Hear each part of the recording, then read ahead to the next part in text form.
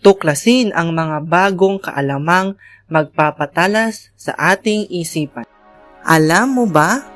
Ang anatomy o anatomiya ay isang sangay ng biology na kung saan nagtuturo ng mga parte ng katawan ng isang bagay.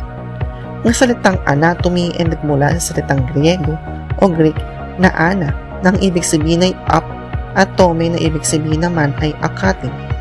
Sa makatuwid, ang salitang nabanggit ay karaniwang nakapaloob at ginagawa dito pagkatapos puputol at paghihiwa-hiwalay ng mga parte ng isang organismo ay ginagawa upang malaman at alamin ang kahalagahan ng isang parteng tinanggal. May tatlong sangay na pinag-aaralan dito.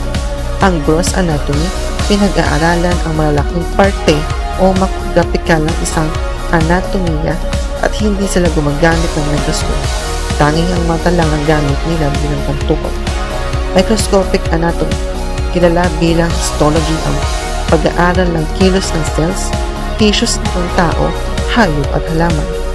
Histopathology, ang pag-alam sa nakarang nangyari sa isang organismo.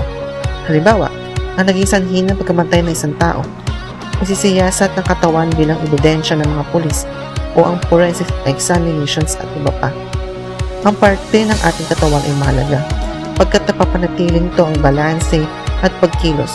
Ngunit, huwag abusuhin ng paggamit dahil pwede rin itong ikapahamak ng buong katawan.